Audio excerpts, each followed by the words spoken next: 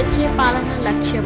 అవసరమైతే బిజినెస్ ప్రూఫ్లు మార్చాలని అధికారులకు సీఎం చంద్రబాబు సూచన. ఆంధ్రప్రదేశ్లో ప్రజలకు మరింత సులభమైన, పారదర్శకమైన, నమ్మకమైన పాలన అందించేందుకు ప్రభుత్వం కీలక నిర్ణయాలు తీసుకుంటుంది. ముఖ్యమంత్రి చంద్రబాబు ఈరోజు అధికారులతో ఉన్నత స్థాయి సమావేశంలో ప్రజల అవసరాలను దృష్టిలో పెట్టుకుని పరిపాలనా పద్ధతుల్లో మార్పులు చేయాలని స్పష్టమైన సూచనలు ఇచ్చారు. ముఖ్యంగా వ్యాపార అనుమతులు, రిజిస్ట్రేషన్లు, లైసెన్సులు, వాణిజ్య కార్యకలాపాలకు సంబంధించిన పత్రాలు ఆలస్యం కాకుండా, ఇబ్బందులు రాకుండా ఉండేందుకు అవసరమైతే బిజినెస్ ప్రూఫ్లను సవరించడానికి, మార్చడానికి, త్వరితంగా ఆమోదించడానికి అధికారులు చర్యలు తీసుకోవాలని సీఎం ఆదేశించారు. చంద్రబాబు మాట్లాడుతూ ప్రజలకు మెచ్చే, నమ్మకం కలిగించే పాలన అందించడం తన ప్రభుత్వ ప్రధాన లక్ష్యమని చెప్పారు. వ్యాపారులు పెట్టుబడులు పెట్టే సమయంలో, చిన్న వ్యాపారులు అనుమతులు తీసుకునే సమయంలో ఎక్కువ పత్రాలు అడగడం వల్ల ఇబ్బందులు ఎదురవుతున్నాయని, ఈ సమస్యను తగ్గించడానికి ప్రభుత్వం సానుకూలంగా వ్యవహరించాలని అన్నారు. పాత విధానాల్లో ఉన్న కఠినమైన నిబంధనలను పరిశీలించి ప్రజలకు ఎలాంటి భారం లేకుండా పత్రాల ప్రక్రియను సులభతరం చేయాలని సూచించారు. రాజ్యాంగంలోని చిన్న వ్యాపారులు, రిటైల్ షాపులు, స్టార్టప్లు, సేవా రంగాల్లో ఉన్న వ్యాపారులు చాలా సందర్భాల్లో పత్రాల ప్రక్రియలో చిక్కుకుపోతున్నారని ప్రభుత్వానికి అందించిన ఫిర్యాదులను ఈ సందర్భంగా సీఎం ప్రస్తావించారు. వ్యాపార వర్గాలు ఆచరణలో ఉన్న సమస్యలను దృష్టిలో పెట్టుకొని అవసరం ఉన్న చోట బిజినెస్ ప్రూఫ్స్ మార్చడం ద్వారా వారికి కొత్త అవకాశాలు కల్పించాలని అన్నారు. పత్రాల వ్యవస్థను డిజిటల్ గా మార్చి సేవలు వేగంగా అందించేలా చర్యలు తీసుకోవాలని అధికారులను ఆదేశించారు. సీఎం మాట్లాడుతూ ఏ వ్యాపారమైనా చిన్నదా పెద్దదా అన్న తేడా లేకుండా సమానంగా చూసి వారికి సులభమైన సేవలు అందించడం ప్రభుత్వం బాధ్యత అని తెలిపారు. వ్యాపారులు సజావుగా నడవడం రాష్ట్ర ఆర్థిక వ్యవస్థకు బలం ఇవ్వడమే కాకుండా వేలాది ఉద్యోగులను సృష్టించే అవకాశం కూడా ఇస్తుందని చెప్పారు. ఇందుకోసం వాణిజ్య శాఖ, పరిశ్రమల శాఖ, రెవెన్యూ శాఖ కలిసి వ్యాపారులకు ఇబ్బందులు రాకుండా ముందస్తు చర్యలు తీసుకోవాలని ఆదేశించారు. ప్రభుత్వం ఇప్పటికే అనేక సేవలను ఆన్లైన్లోకి తీసుకువచ్చిందని, ఇక ప్రజలు ఏ కార్యాలయానికి వెళ్లాల్సిన అవసరం లేకుండా సేవలు అందించడం లక్ష్యమని ముఖ్యమంత్రి వెల్లడించారు. బిజినెస్ ప్రూఫ్లు మార్పులు కూడా అదే విధంగా డిజిటల్ గా చేయాలని, సమయం వృధా కాకుండా చూడాలని అన్నారు.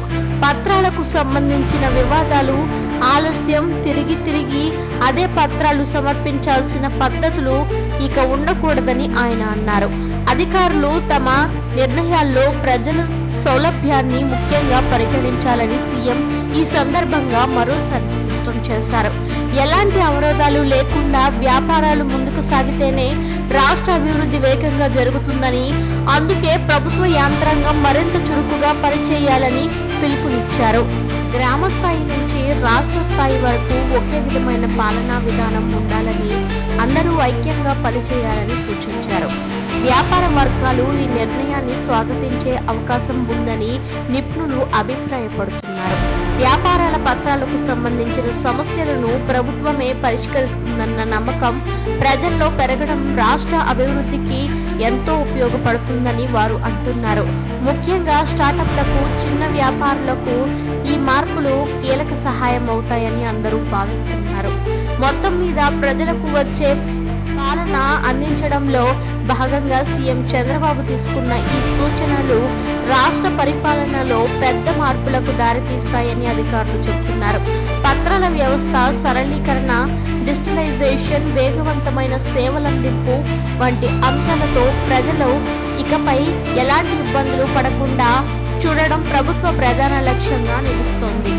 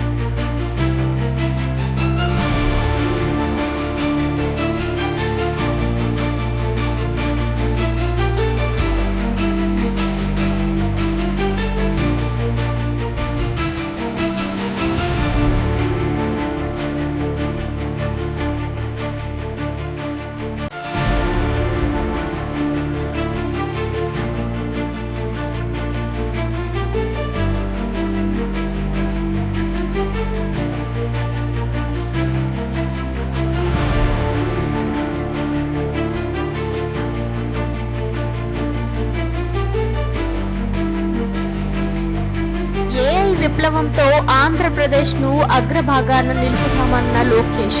అమెరికాలో గూగుల్, అడోబ్, ఇంటెల్ సీఈఓలతో పెట్టుబడులపై భేటీ. ఆంధ్రప్రదేశ్ను ప్రపంచంలో ముందంజలో ఉన్న సాంకేతిక కేంద్రంగా తీర్చిదిద్దాలన్న లక్ష్యంతో మంత్రి నారా లోకేష్ అమెరికా పర్యటన కొనసాగిస్తున్నారు. రాష్ట్రంలో ప్రత్యేకంగా ఆర్టిఫిషియల్ ఇంటెలిజెన్స్, ఐటీ రంగాల్లో భారీ పెట్టుబడులు ఆహ్వానించేందుకు లోకేష్ అనేక అంతర్జాతీయ కంపెనీలతో సమావేశాలు నిర్వహిస్తున్నారు. ఈ క్రమంలో గూగుల్, అడోబ్, ఇంటెల్ వంటి ప్రపంచ ప్రసిద్ధ కంపెనీల సీఈఓలతో చర్చలు జరిపారు. ఏఐ విప్లవం ప్రపంచాన్ని మార్చుతుందన్న సమయంలో ఆంధ్రప్రదేశ్ను అగ్రభాగాన నిలుపుటకు ప్రభుత్వం తీసుకుంటున్న చర్యలను ఈ సమావేశాల్లో లోకేష్ వివరించారు. రాష్ట్రంలో యువతకు ఉన్న ప్రతిభ, ఐటీ రంగానికి ఉన్న అవకాశాలు, నైపుణ్యాభివృద్ధికి ప్రభుత్వం తీసుకుంటున్న చర్యలను సీఈఓలకు వివరించినట్లు సమాచారం. ముఖ్యంగా విశాఖపట్నం, అమరావతి, తిరుపతి, అనంతపురం వంటి నగరాల్లో ఏఐ, ఐటీ పార్కులు, ఇన్నోవేషన్ సెంటర్లు, స్టార్టప్ హబ్లు ఏర్పాటు చేయడానికి ప్రభుత్వం సన్నాహాలు చేస్తున్నట్లు లోకేష్ తెలిపారు. ఈ ప్రాజెక్టులకు ప్రపంచ స్థాయి కంపెనీల సహకారం లభిస్తే రాష్ట్రం సాంకేతికంగా వేగంగా ఎదగగలదని అన్నారు.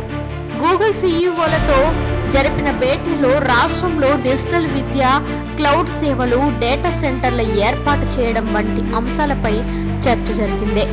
గూగుల్ భారతదేశంలో విస్తరణకు ఆసక్తి చూపుతున్నట్లు నేపథ్యంలో ఆంధ్రప్రదేశ్ను ప్రధాన కేంద్రంగా అభివృద్ధి చేయడానికి ప్రభుత్వం ప్రత్యేక ఆఫర్లు ప్రకటించవచ్చని తెలుస్తోంది. అడోబ్ సీఈఓతో సమావేశంలో డిజిటల్ డాక్యుమెంట్ సిస్టమ్, క్రియేటివ్ టెక్నాలజీలో ఏపీ యువతకు శిక్షణ ఇవ్వడం, కంపెనీ విస్తరణకు అనువైన నగరాలను ఎంపిక చేయడం వంటి ముఖ్య అంశాలు చర్చించబడ్డాయి. ఇంటెల్ సీఈఓతో సమావేశంలో సెమీ కండక్టర్ రంగం, చిప్ తయారీ, ఎలక్ట్రానిక్స్ మ్యానుఫ్యాక్చరింగ్ యూనిట్ల స్థాపనపై విస్తృతంగా చర్చ జరిగింది. భారతదేశంలో చిప్ ఉత్పత్తిని పెంచేందుకు కేంద్ర ప్రభుత్వం ప్రత్యేక ప్రోత్సాహకాలు ఇస్తుండగా ఆంధ్రప్రదేశ్ ఈ అవకాశాన్ని వినియోగించుకోవాలని లోకేష్ సూచించారు. సెమీ కండక్టర్ రంగం అభివృద్ధి అయితే రాష్ట్రంలో వేలాది ఉద్యోగాలు పెరుగుతాయని తెలిపారు. అమెరికా పర్యటనలో భాగంగా లోకేష్ అనేక తెలుగు ఎన్ఆర్ఐలతో కూడా భేటీ అయ్యారు. రాష్ట్ర అభివృద్ధి దిశగా ప్రభుత్వం తీసుకుంటున్న చర్యలకు పలువురు ప్రవాసాంధ్రులు మద్దతు ప్రకటించినట్లు తెలుస్తోంది. హైటెక్ రంగంలో నైపుణ్యులైన ఎన్ఆర్ఐలతో కలిసి యువతకు శిక్షణ, స్టార్టప్ మద్దతు, పరిశోధన కార్యక్రమాలను అభివృద్ధి చేయడానికి ప్రత్యేక ప్రణాళికలు రూపొందించినట్లు లోకేష్ తెలిపారు. ఈ సమావేశాలన్నీ రాష్ట్రానికి కొత్త అవకాశాలు తెస్తాయని, ప్రపంచంలో జరుగుతున్న ఏఐ విప్లవాన్ని ఉపయోగించుకొని ఆంధ్రప్రదేశ్ను టెక్నాలజీ రంగంలో ముందు స్థానంలో నిలబెట్టడం లక్ష్యమని లోకేష్ అన్నారు. ముఖ్యమంత్రి చంద్రబాబు నేతృత్వంలో ప్రభుత్వం తీసుకున్న నిర్ణయాలు పెట్టుబడిదారుల్లో నమ్మకం పెంచుతున్నాయని కూడా ఆయన పేర్కొన్నారు. ఏఐ, ఐటీ రంగాల్లో అభివృద్ధి సాధిస్తే రాష్ట్ర ఆదాయం గణనీయంగా పెరుగుతుందని, కొత్త కంపెనీలు రాష్ట్రాన్ని ఆశ్రయిస్తే లక్షలాది ఉద్యోగాలు అవకాశం కలుగుతుందని మంత్రి నమ్మకం వ్యక్తం చేశారు. త్వరలోనే పెట్టుబడులకు సంబంధించిన అధికారిక ఒప్పందాలు వస్తాయని, ప్రపంచ స్థాయి కంపెనీలు ఆంధ్రప్రదేశ్లో భారీ ప్రాజెక్టులకు అడుగుపెట్టే అవకాశాలున్నాయని అధికారులు తెలిపారు. మొత్తం మీద ఈ పర్యటన ఏపీకు కొత్త అవకాశాల ద్వారం తెరిచినట్లేనని నిపుణులు భావిస్తున్నారు. ఏఐ విప్లవాన్ని ఉపయోగించుకొని రాష్ట్రం భవిష్యత్తును మరింత బలంగా నిలపాలని లక్ష్యంతో ప్రభుత్వం తీసుకున్న చర్యలు ప్రజల్లో, పరిశ్రమలలో నమ్మకాన్ని పెంచుతున్నాయి.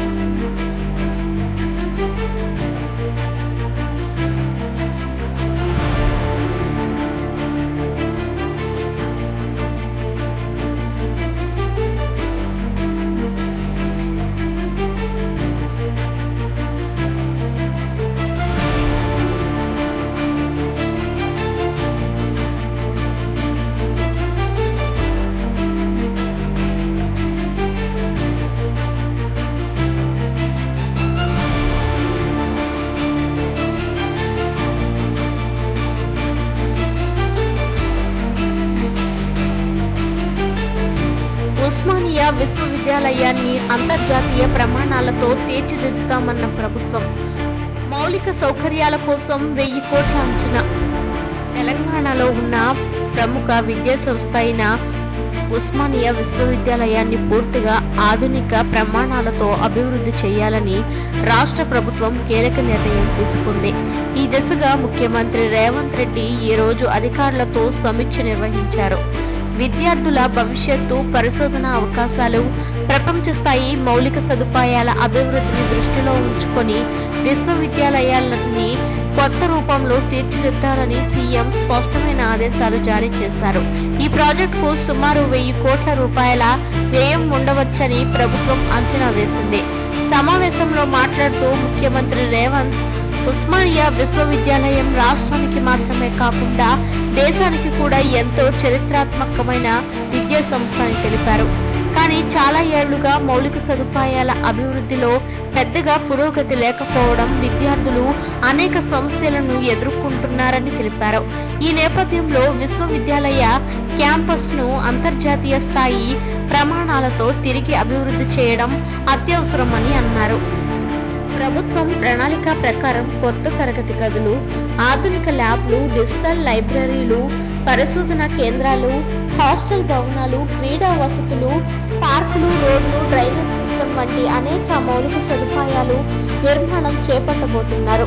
ముఖ్యంగా పరిశోధన రంగంలో ఉస్మానియా విశ్వవిద్యాలయాన్ని అంతర్జాతీయ స్థాయిలో పోటీపడి ఎదగగలిగే విధంగా అభివృద్ధి చేయాలని ప్రభుత్వం లక్ష్యం పెట్టుకుంది. సీఎం మాట్లాడుతూ ఉస్మానియా మన గర్వకారణం, అది ప్రపంచ స్థాయి విద్యా సంస్థగా నిలవాలి అని అన్నారు. విదేశీ యూనివర్సిటీలతో ఒప్పందాలు చేసుకుని విశ్వవిద్యాలయాలకు అంతర్జాతీయ అవకాశాలు అందించాలని కూడా సీఎం సూచించారు. త్వరలోనే కొత్త అభివృద్ధి ప్రణాళిక అధికారికంగా విడుదల చేస్తామని పేర్కొన్నారు. అధికారులు ఈ సందర్భంగా ఓయూ క్యాంపస్లలో మొత్తం భవనాల నిర్మాణం పరిస్థితులను వివరించారు. కొన్ని చోట్ల పాత భవనాలు మరమ్మతులు అవసరమవుతుండగా మరికొన్ని పూర్తిగా పునర్నిర్మాణం అవసరమని తెలిపారు. విద్యార్థుల సంఖ్య పెరుగుతున్న నేపథ్యంలో కొత్త హాస్టళ్లు, వసతి గృహాల నిర్మాణం అత్యవసరమని అధికారులు తెలిపారు. రాష్ట్ర ప్రభుత్వం ఉస్మానియా అభివృద్ధిని 3 దశలుగా చేపట్టింది. మొదటి దశలో మౌలిక సదుపాయాలు బలోపేతం, రెండో దశలో అకాడమిక్ అభివృద్ధి, మూడో దశలో అంతర్జాతీయ ప్రమాణాల పరిశోధన కేంద్రాల ఏర్పాటు ఉండనుంది. ఈ ప్రాజెక్ట్ అమలు అయితే ఉస్మానియా విశ్వవిద్యాలయ ఖ్యాతి మరింత పెరిగి ప్రపంచ ర్యాంకింగ్ లో కూడా మెరుగుదల ఉండే అవకాశం ఉందని నిపుణులు చెబుతున్నారు. విద్యార్థులు ఈ నిర్ణయాన్ని స్వాగతిస్తారని, వారికి నిజమైన అభ్యాస వాతావరణం అందించే విధంగా ప్రభుత్వం వ్యవహరిస్తుందని పలువురు విద్యావేత్తలు అభిప్రాయపడుతున్నారు. హైదరాబాద్ ను విద్యా కేంద్రంగా అభివృద్ధి చేయాలన్న లక్ష్యంతో ప్రభుత్వం తీసుకుంటున్న ఈ చర్యలు ఎంతో కీలకమని వారు పేర్కొన్నారు. మొత్తం మీద ఉస్మానియా విశ్వవిద్యాలయాన్ని పూర్తి స్థాయి ఆధునిక క్యాంపస్ గా మార్చడానికి రాష్ట్ర ప్రభుత్వం సిద్ధమైనట్లు ఈ నిర్ణయాలు స్పష్టంగా తెలియజేస్తున్నాయి.